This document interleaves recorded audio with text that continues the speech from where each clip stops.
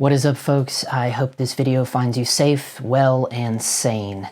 Today we're going to be looking at a question that was sent to me by a viewer via my website. So that is an option for any of you, for any questions, comments, concerns. There is a contact tab over on my website, justinphillip.net. It's a really good question. It's actually a question I get all the time.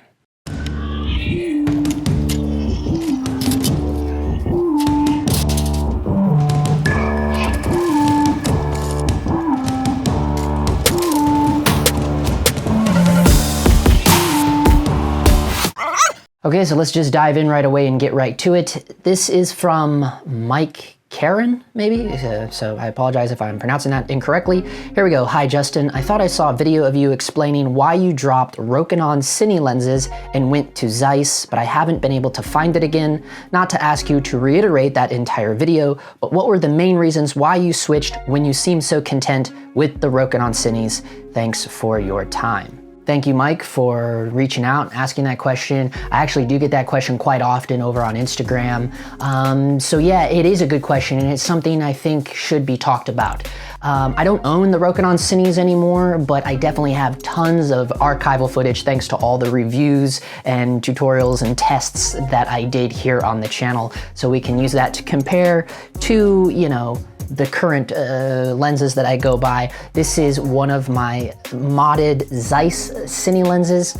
This is a vintage Zeiss lens, an MMJ 50mm f1.4. It's kind of known as like the standard super speed of the Contax vintage Zeiss lineup because of the 1.4. It's really sharp. I have nicknamed it the Razor because it is so tack sharp, even for being, you know, like from the 70s. It's been fully modded out thanks to Simmod lens. I've done a full review of that, lots of videos. I'll put links down in the description below if you're new here. Let's break down and I'll explain to you why. Now, I had the Rokinon Cines. I shot a lot of stuff with those, more than just, you know, the little tests that you saw here on the YouTube channel. I shot a lot of web series with it, short films, documentaries, talking head, corporate stuff, a lot of stuff with those Rokinon Cines. I think they're great entry-level Cine lenses for any beginning filmmaker because they're so low priced. You don't have to like shell out to get them modded out. They're super fast. I had a 6-piece kit. I had the 24, the 35, the 50, and the 85. Those are all T1.5. And then I added a couple to the set. I had the 16mm, and then I had the 10mm, which I believe was a T3.1 or 3.2, something like that.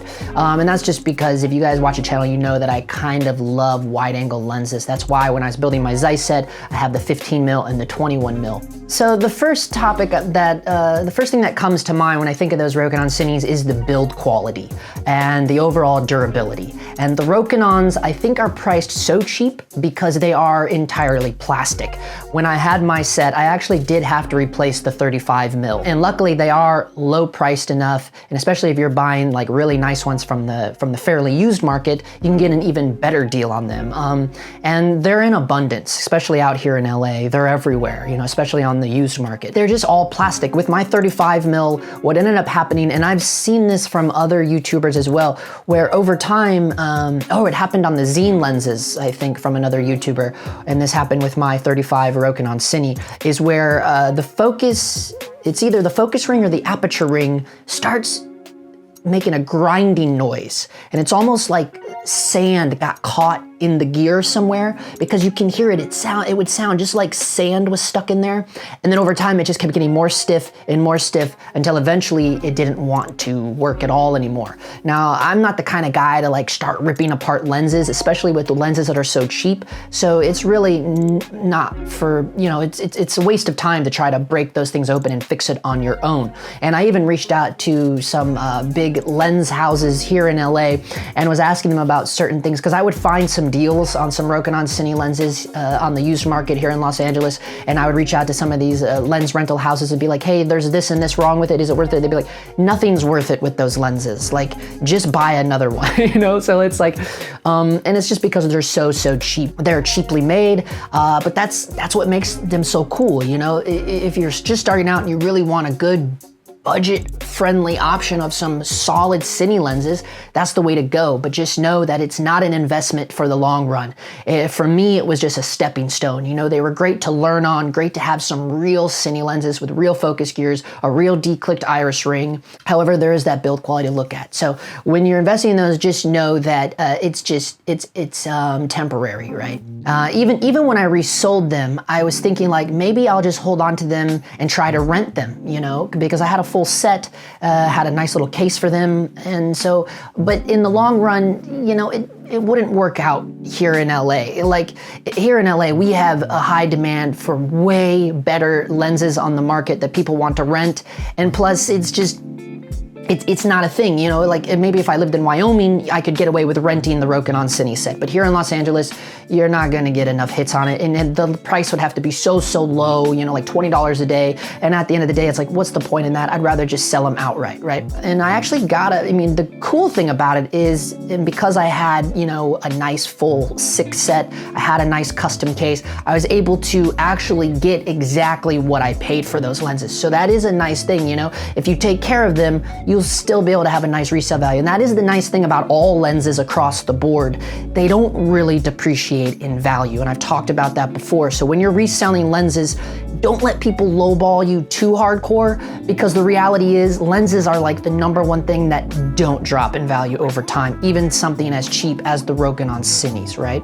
So when we're thinking about an all plastic build like the Rokinon Cines, they just can't stack up to these vintage contact Zeiss lenses. These things are little tanks. They're just amazing. They're all metal. I mean, this is from the 70s and it's still going strong. Now I have had hard EF mounts put on this by Simmod lens, but that's all metal as well, you know, and these, even Simmod's iris and focus gears are metal. So this is a very legitimate little lens now, a little mini cine lens, you know, and they're just great. One of the cool things about the original Zeiss Super Speed cine lenses, they're not much larger than these little contact Zeisses when they're all fitted out with the gears. So they do kind of resemble, you know, real Zeiss cine lenses in that aspect. But yeah, these things are going to be something that I can pass down to, you know, my nephews and my nieces if that was an option, you know. I mean, look how well it's held up from the 70s. You know, here we are in 2020. With a brand like Zeiss, this is something that is worth, you know, being maintained, being serviced, being held on to.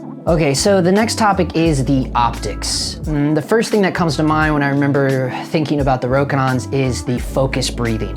You guys remember a video I did on here comparing the focus breathing of the Rokinon 35mm Cine against the Sigma Art 18-35, and we saw the crazy focus breathing that the Rokinons have. From what I understand, the DS versions aren't quite as bad because my 50mm was a DS, so they did get a little better as far as breathing, but definitely with the original Rokinon Cines, a lot of the breathing goes back to the fact that these are just rehoused photography lenses, right?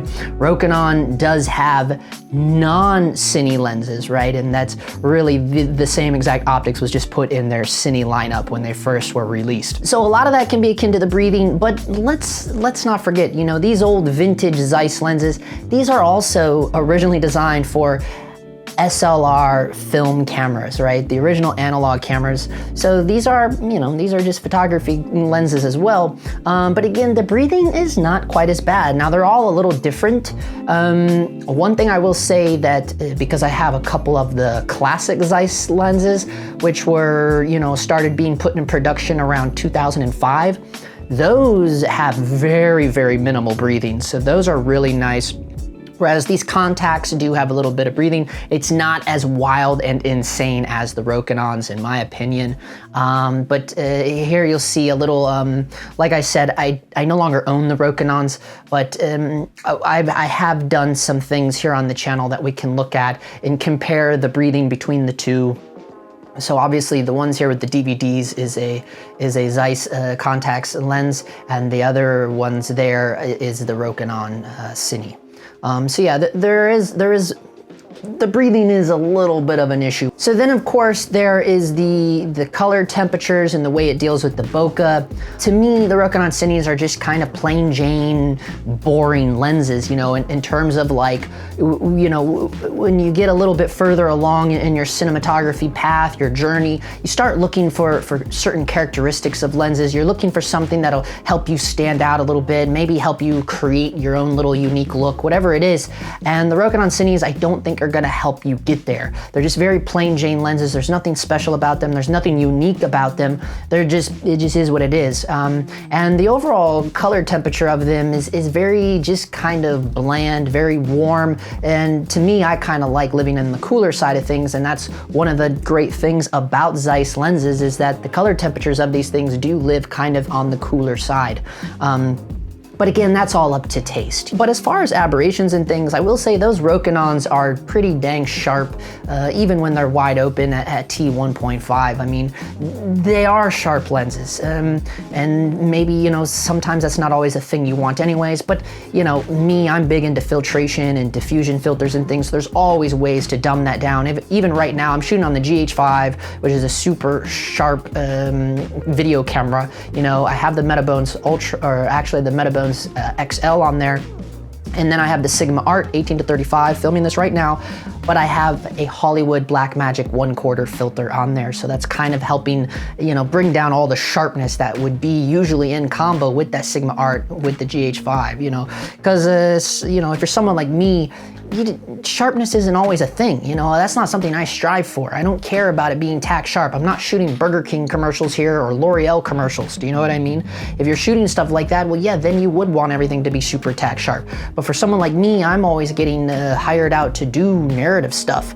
You know, 90% of the stuff I shoot is fiction, you know, so I don't want super tack sharp stuff in that, because that's just not a thing, you know? Especially when you have actresses and things, you don't want to show every little dent and crack in their face and every wrinkle. That's not a thing that actresses want to highlight, and even actors, right? No one wants to see that stuff. So that's the whole point of using diffusion filters and going for not a so tack sharp lens, right? But again, you know, there's filtration that can help you with that. But I don't want to downplay the Zeiss. Like I said, this 50mm especially is super sharp wide open. Even the little 35 and 85 that I have, those are f2.8s. Those are super sharp wide open, cranked wide open at 2.8. I usually always rock those things wide open because they are so tack sharp wide open. And that's kind of a rare thing with any lenses. You know, it's hard to find a lens that remains so sharp wide open like that. And then that kind of leads us into the next topic of character, you know? And yeah, to me, the Rokinons just don't have a whole lot of character. Where something like, you know, any vintage lens is gonna give so much character, whether it's Canon FDs, Nikon Nicors, anything like that is gonna give you so much character, whereas something like modern lenses like Sigma Arts are just kind of very, what you know as commonly referred to as clinical lenses. The Rokinons can be fairly clinical as well, but just kind of blasé. You know, there's just not a whole lot there. But they're super fast, and they definitely will, you know, let you do some iris pulls, you know, and that's the whole point of a declicked aperture. Another thing I wanted to tap on is a lot of their wider focal lengths are not made for full frame. So like the 16mm and the 10mm that I had, those were both APS-C or Super 35 lenses. So they, you know, they're much like the Sigma Art. They're not really made for full frame. If you throw them on a full frame, they will vignette. Whereas the Zeiss lenses, they're all full frame lenses, even down to my 15mm. They're all full frame. So that's kind of a thing that, you know, maybe you want to keep in mind. But again, we already talked about the Rokinons aren't really like a future-proof item, you know, like they're very temporary anyway, so it probably wouldn't matter to you if they're not all full frame or not. But I do know that the 14mm is full frame. Now, just a little knowledge about that. I've talked about this briefly before, but the 14mm does have quite a bit more curvature than both the 16 and the 10mm. So that was always something interesting I found. The 14mm has more curved lines than the 10mm. And there's lots of tests and reviews out there on YouTube and Vimeo that you can check out. You know, that's really where you can find real tests, is over on Vimeo. I know YouTube is kind of the go-to, but when I'm looking up filter tests, when I'm looking up lens tests, all that stuff, where I really go first is Vimeo, right? And there you can really see some really nice examples of what lenses and filters are really doing. And then lastly, I just want to tap on the name, the Zeiss name. You know, chances are even your grandparents know the name Zeiss. It just is a name, right? Whereas Rokinon is very limited to just this photography, cinematography, filmmaker world, right? Here's one last thing I will say about it too. And one of the first things that kind of started pushing me away from Rokinons, not only was I outgrowing it, I had been researching a lot of vintage lenses, looking at the Zeiss, but the first little push to drop the Rokinons, well actually the big push, was I saw a job post go up on one of the job boards here in LA, and it said something to the effect that, send me, you know, I don't want to see, what did he say? Something about, I only want professional level guys. I don't care about your Rokinon lenses, or something like that. He straight up blasted that on the job post. Now, one, that's very obnoxious, and two, I know that's just like, oh, come on, Justin. But again, my initial thought was like, oh my God, if this guy had the cojones to write it on a job post, then you know he's not the only producer, director, or whatever he was. You know he's not the only one thinking that. This is a thing, right? Because if one guy is thinking it, especially in a huge town like LA, there's gotta be more people thinking that too. So that was the first big push to go, okay, I gotta step up, I gotta level up my game and get rid of these lenses. And they were great lenses. I had them for a long time. They do a lot of cool stuff, but you know, they are temporary. They're just a stepping stone. So keep all that in mind. I think the best lenses to invest in is vintage lenses. You're gonna have real character. It's gonna help you separate you from the herd. You shouldn't be relying on autofocus if you're shooting narrative stuff, right? Because why, right? You know, the whole point of being a narrative filmmaker is learning how to stand out and really hone and craft the image from your own capabilities. You don't need to rely on the technology as much when it comes to things in regards to autofocus and auto aperture and auto eye. Anything auto that you're doing should completely be turned off, right? You should not be doing auto anything if you're in the world of really getting into narrative filmmaking, storytelling, right? I'm sure that'll bum a lot of people out, me being blatantly honest about that, but it's true.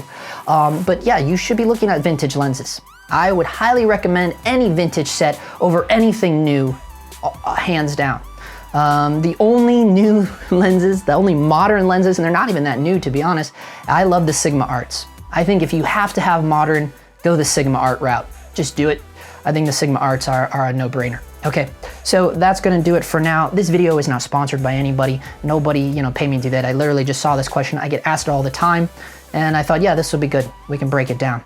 So as always, thanks for watching, guys, and stay safe out there. And for now, that is a wrap.